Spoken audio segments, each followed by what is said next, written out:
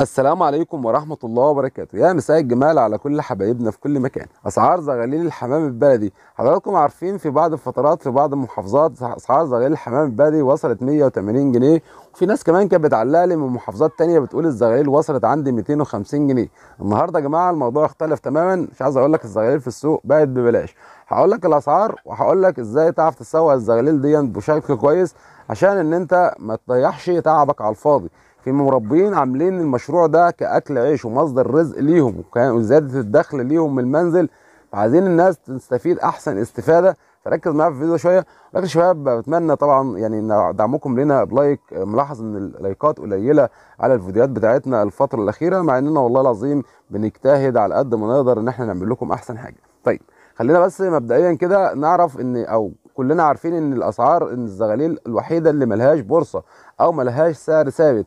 ان الدواجن كلها عامه ليها بورصه وليها سعر ثابت، ولكن الزغاليل طبعا بنروح نسواها في الاسواق والتجار بتستغلنا. وهنا عايز اقف نقطه بسيطه بس لاي طير بيسمعني دلوقتي، فالناس بتبقى تعبانه وشقيانه على الطيور بتاعتها، فاتقي الله، لان الراجل اللي هو بيبيع لك ده بيبقى صارف دم قلبه على جوز الزغاليل اللي انت مستهزي بيه ده. في ناس يا جماعه بتربي وبتاكل وبتدي علاجات وفيتامينات وبتدي ادويه عشان ان هو يروح يبيع جوز الزغاليل دي ب 150 جنيه ولا ب 120 جنيه عشان ان هو يزود الدخل بتاعه في المنزل. فما تروحش انت كتاجر ان انت تصطدم بالمربي ده وتقول له جوز الزغاليل ده ب 70 جنيه او ب 80 جنيه، فهنا طبعا انا يعني هتسال. طيب خلينا بس كل واحد من اخواتنا اللي سامعينا دلوقتي يقول لي اسعار الزغاليل عندك في كام في المحافظه بتاعتك، وانت من محافظه ايه؟ عشان في ناس بتسالني من بعض المحافظات، عشان لما حد يسالني اقول له اسعار الزغاليل بقد كذا.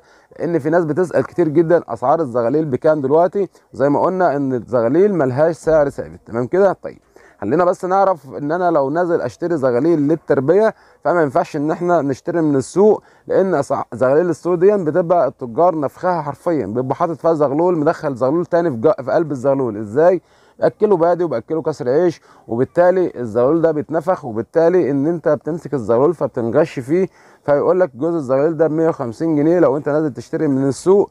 فهنا برضو بنصحك ان انت تخلي بالك من الموضوع ده. لو انت حابب تشتري الزغاليل اشتري من السوق، اي نعم ما عنديش مشكله، ولكن زغاليل للذبح. بلاش ان انت تشتري زغاليل ان انت تربيها من السوق، لان الزغاليل دي اصلا بيبقى فيها سموم، بتبقى الاكل اللي هم اكلينه فبيبقى فيها سموم، فبالتالي الزغاليل دي بتقعد عندك شهر او اتنين وبتبدا ان هي تضعف مناعتها، وبتبدا ممكن الزغاليل دي تموت منك لا قدر الله. فخلي بالك لو انت بتشتري زغاليل اشتري من حد معروف او من حد مصدر ثقه. طيب هقول لك سريعا كده اسعار الحمام الكبير، وبعد كده هقول لك اسعار الزغاليل سريعا عشان ما نطولش الفيديو على الناس. بالنسبه انت لو نازل تشتري حمام للتربيه بالسوق، هتلاقي الجوز الحمام الكبير يعني اكتر جوز هتلاقيه ب 100 جنيه. اكتر جوز واعلى جوز في السوق هتلاقيه ب 100 جنيه. في ناس طبعا ممكن تشتريه ب 70 جنيه و80 جنيه، لان الحمام الكبير في السوق ملهوش سعر وملهوش ثمن، لان الحمام الكبير طبعا اللي في السوق مش مضمون، والناس بتبيعه باي اسعار، لان طبعا يعني عايزين يخلصوا منه. بيبقى حمام مريح من البيض، حمام مقنص ما بيبيضش اصلا، الذكر بيروق البيض. فهنا لو انت اول مره تسمعني بلاش تشتري حمام كبير للتربيه من السوق. حاول انت لو انت عايز تربي او عايز تشتري حمام اشتري من حد غاوي، من حد بربي، من حد عنده غيه، حد عنده برج، ده الافضل. وقول له انا عايز سلاله قويه للتربيه وسلاله كويسه ان انا اربيها، ان انا اخد منها زغاليل، لان حمام السوق زي ما احنا اتفقنا ملهوش سعر وملهوش امان، او ملهوش يعني لو اعطاك ببلاش ما تاخدوش، لان هتصرف عليه كتير، وبالتالي ان انت برضه مش هتاخد منه رزق. وهنا برضه بنصحك ان انت تشتري حمام شبابات، بلاش تشتري حمام كبير. حمام كبير بلاش ان انت تشتري من السوق، لان الحمام الكبير هيعذبك ومش هتاخد منه انتاج، وهتصرف عليه كتير وهتخسر في مشروع تربيه حمام، وترجع تقول تربيه الحمام مشروع فاشل.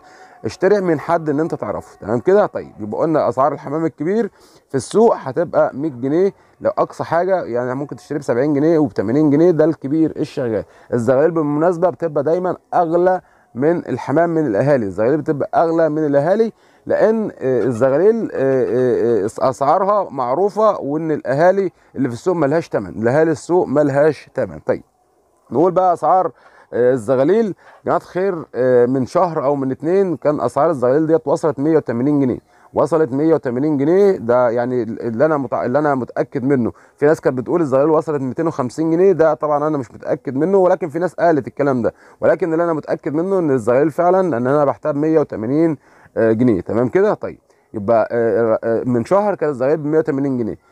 من شهرين قبل العيد يعني بعد العيد بصينا لقينا الاسعار انخفضت، بقت الزغاليل ب 150 جنيه. وفي بقى ناس بقت تقول الزغاليل بقت ب 120 جنيه، وهكذا لحد ما وصلنا للحال اللي احنا فيه دلوقتي. ايه الحال اللي احنا فيه دلوقتي؟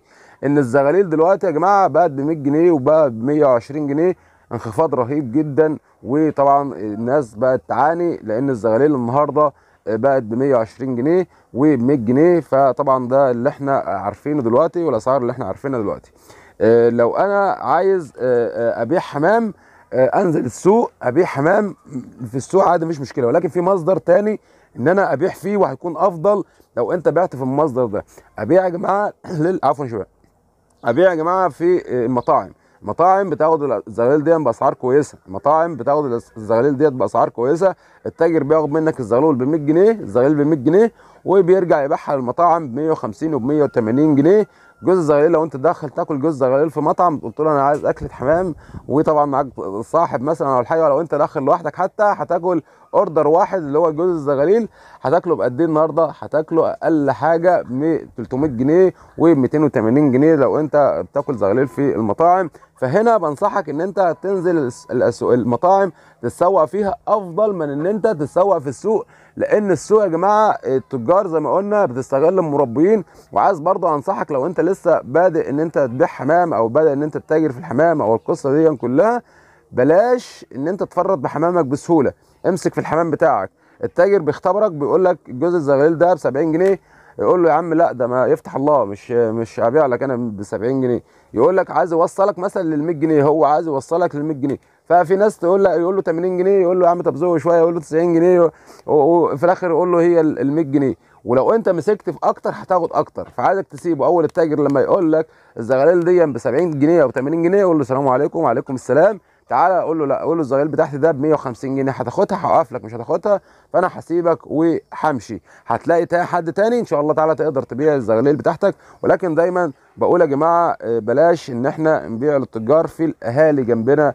انت مثلا ممكن في ناس بتخاف من موضوع الحسد والقصه دي كلها، ولكن والله العظيم الحمام يعني كل حاجه بتنحسد، ولكن الحمام فعلا بيجي له امراض. فخلي بالنا.